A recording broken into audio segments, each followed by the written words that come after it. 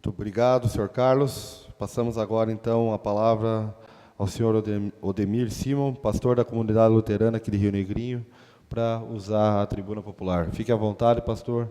O senhor tem 10 minutos também. Boa noite.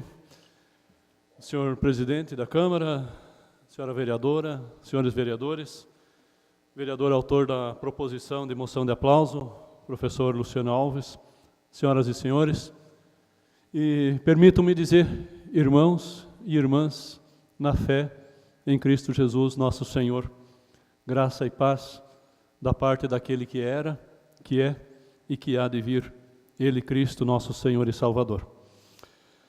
Prezados senhores e senhoras, a proposição desta moção de aplauso se insere no contexto das comemorações do jubileu dos 500 anos da Reforma.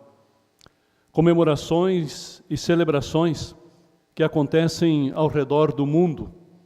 E assim, Rio Negrinho se soma a estas, e o espaço que aqui nos é oportunizado, nesta tribuna, nos possibilita, ainda que de forma breve, trazer alguma contribuição para a reflexão sobre a importância deste acontecimento.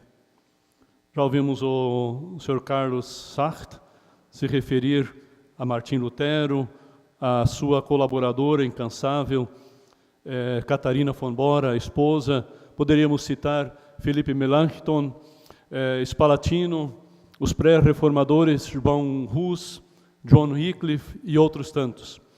Martim Lutero certamente não foi o precursor do movimento por reforma na igreja.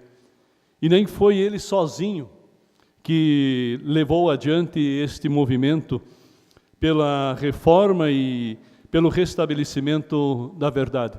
Aliás, deixe-me fazer um parêntese. Reforma é uma palavra que em nosso tempo também parece que está de moda em nosso Brasil.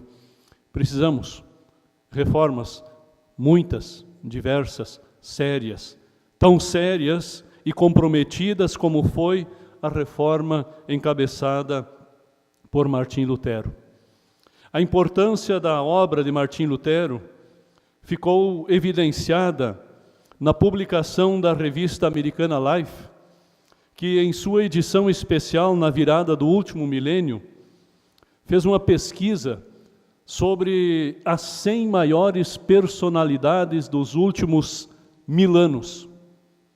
Em primeiro lugar na lista aparece Gutenberg, o inventor da imprensa com os caracteres móveis e que imprimiu também a primeira Bíblia.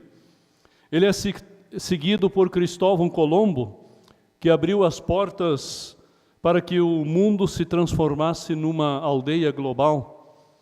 E, em terceiro lugar, aparece Martim Lutero. Nascido em 1483, faleceu em 1546. Em 31 de outubro de 1517, na cidade alemã de Wittenberg, o então reverendo padre Martim Lutero, mestre de artes e da Santa Teologia, e professor catedrático desta última na Universidade de Wittenberg, tornou públicas suas 95 teses sobre o valor das indulgências. A venda de indulgências era uma prática muito difundida na igreja da época, e ele propunha debater sobre esta prática. As teses que ele propunha foram fruto de sua leitura e estudo da Sagrada Escritura, motivados pela busca por um Deus misericordioso. Lutero redescobriu a boa nova de que a justificação, isto é, a salvação, não é obra ou mérito humano, mas ação graciosa de Deus em favor do ser humano pecador. Sua descoberta teológica, é verdade, abalou a igreja da época, dando um novo rumo para a igreja cristã no Ocidente. Mas o impacto da sua obra não ficou restrito à esfera eclesiástica. A descoberta teológica e os descobrimentos desta se refletiram na economia, nas artes, na literatura na política, na educação. Martim Lutero, a partir de sua experiência como professor e teólogo, valorizou como nenhum outro a educação. Em 1520, Martim Lutero escreveu um artigo em que ele defendia a necessidade de uma reforma no sistema de ensino. Em 1520, Martim Lutero defendia a necessidade de se criar escolas para as meninas, moças, que até então tinham acesso eventualmente quando faziam como Catarina no convento. Ele defende que se criem escolas, as autoridades, os príncipes devem criar tais escolas para proporcionar educação para as gerações mais novas. Com essa proposta, Lutero tinha duas intenções. A primeira, como teólogo, ele buscava formar bons cristãos, educar pessoas na fé. O segundo objetivo era formar bons cidadãos que pudessem exercer cargos e funções públicas com responsabilidade. E como nós carecemos destes, reforma é necessária. Esta ênfase de Lutero na educação se fez refletir na história posterior da Igreja Luterana, também em solo brasileiro. Os imigrantes alemães que aqui aportaram a partir de 1824, dentre os quais muitos luteranos, estavam proibidos de edificar templos para a realização dos ofícios religiosos. Mas desde o início, eles se preocuparam com a educação. Por isso criaram escolas evangélicas. Ainda hoje, a ISLB possui uma rede de escolas com vínculo confessional, onde milhares de crianças e jovens receberam formação. E muitos destes hoje são pastores, são vereadores em outras cidades, em outros lugares deste país. E exercem funções diversas nos diversos segmentos da sociedade, advogados, médicos, agricultores também, porque Martim Lutero disse que cada pessoa no seu ofício serve a Deus, inclusive o sapateiro que faz sapato e o agricultor que cuida das suas vacas. O movimento desencadeado com a manifestação de Martim Lutero, ainda que não fosse essa a sua intenção, levou ao rompimento com a Igreja Católica e acabou resultando no surgimento de uma igreja de confissão luterana.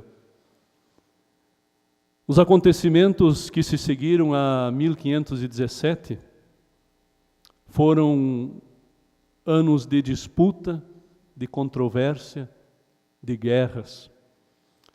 Deixaram feridas abertas, expostas no seio do cristianismo. É verdade.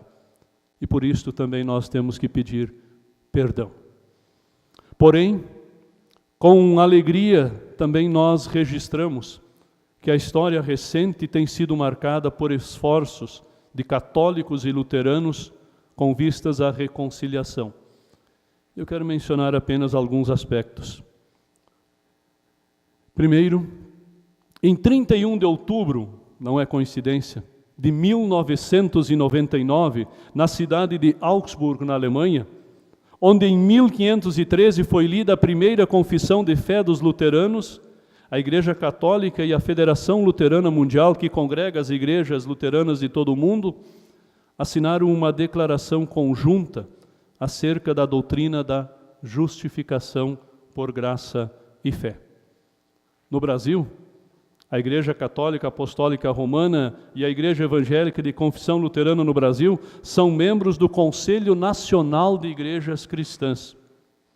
Desde o ano de 2000, é realizada a campanha da Fraternidade Ecumênica. As celebrações do jubileu dos 500 anos foram abertas com uma celebração ecumênica na cidade de Lund, na Suécia, em 31 de outubro do ano passado, com a participação do Papa Francisco. Também aqui em Rio Negrinho, nós tivemos celebração com o Padre Ayrton. Assim, nós celebramos o jubileu dos 500 anos da Reforma. Alegres, jubilamos, pela alegria da redescoberta do Evangelho, o verdadeiro tesouro da Igreja. Com júbilo e alegria expressamos nossa gratidão por tantos irmãos e irmãs que empenharam para que Cristo, a graça, a fé e as Escrituras permanecessem como princípios fundamentais da Igreja e da vida cristã. Agora, são outros 500. O contexto em que vivemos é outro. Não estamos mais na Alemanha dos tempos de Lutero, vivemos tempos de pós-modernidade. Nosso presente e nossa perspectiva do futuro tem o respaldo de 500 anos de história.